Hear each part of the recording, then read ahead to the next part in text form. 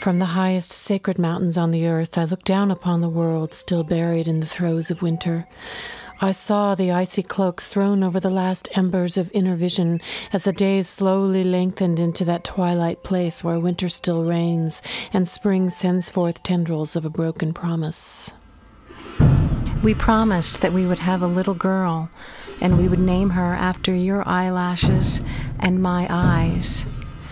Where do promises go when they die?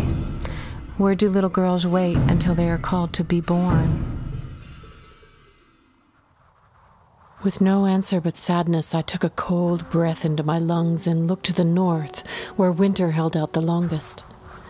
There, I listened to the blood gurgle underground as the surface ice began to crack. All fall down. Send me a daffodil, sweet friend of mine, and the breath of storm-tossed ocean shore, to remind me that spring is now burgeoning as I lie in the death throes of winter. My body, the land, wears a garment of ice, though it shudders and cracks, frayed and soiled. The soft cradling blanket of snow's nearly gone from my limbs, thrown so naked in winter. The sweat, glistening beads like a necklace of pearl, forms across my hot, rosy, flushed brow. I toss in the throes of a feverish state, a furnace, denial of winter. Oh, come swift as night, dear friend of mine, bearing posies and rain, nectar, dew, the buds on the trees, they're bursting like boils, and my ice splits in mockery of winter. In December, as the light fled, the people looked to an inner world, a place where the landscape was full of naked trees and brambles. They gazed upon a tiny light that took them deeper and deeper into the labyrinth of underground caves. Therefore, it was fitting that the first flower that spring called to push through icy frost would be a golden image of the contemplation's edge. Jonquil time. Cherry blossoms in their pale pink coats peek through the buttonholes, hoping to spy a jonquil on the run. The jaunty jonquils, not to be outdone, pool yellow liquid as they turn to smugly face the east and spread their sunshine on the cold and snowy ground. She came as a siren comes, warm, engaging, and full of the promise of spring.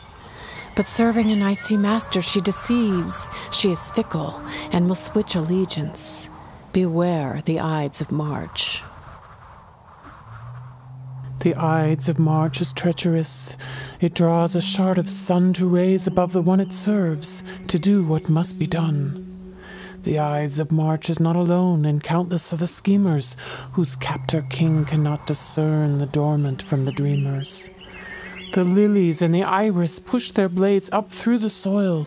Forsythia and primrose seize the ground where they uncoil. The needlegrass engulfs the hills, the open fields and hollows. The barren trees thrust out their leaves. The south unleashes swallows.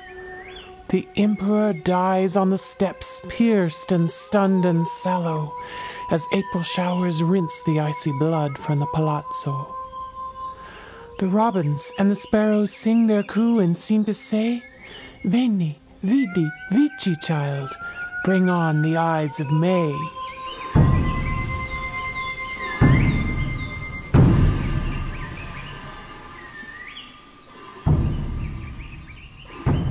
And from my perch high on the mountain top, I could feel the beat of lonely hearts crying on the breeze, and I saw the hearts given in despair, a plea to the god of love not to be left alone as the blood quickens in spring's swift advance.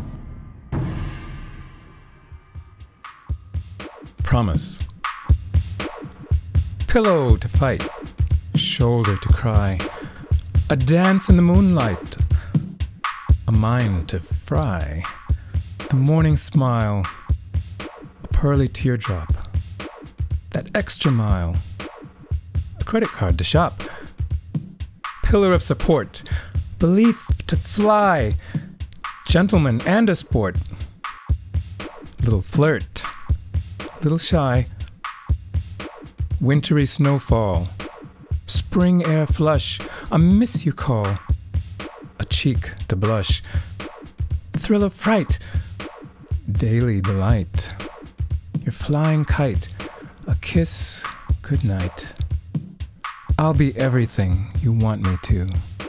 For my darling, I'll always love you. I promise. And then I heard a voice of spring chirped in the songs of the winged ones who gathered in the air above me. Resumption. A hammering echo of a bird's remembrance followed us through the trees, as soft we went into the spring grass chanting. With muslin breasts and linen arms we carried the small sweet birds who could no longer fly.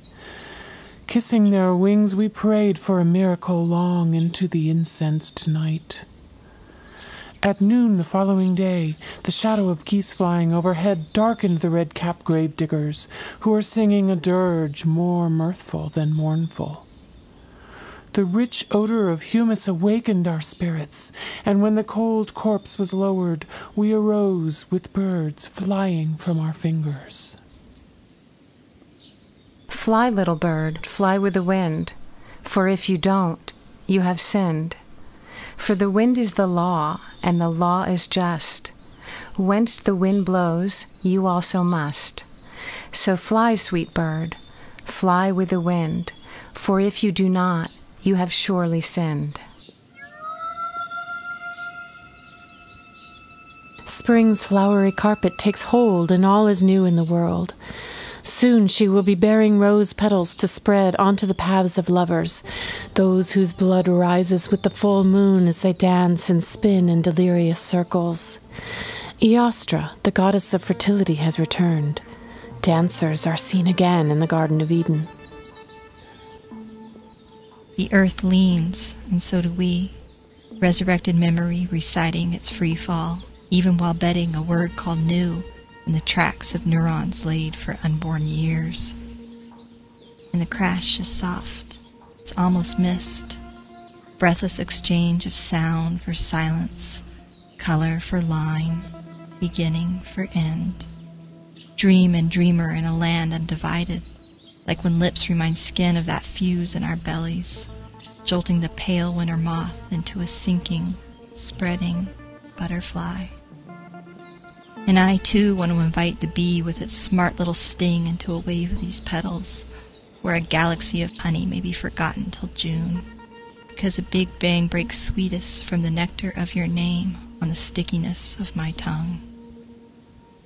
And this is Eden in a book by Matisse, and this is spring, is painted by you through me.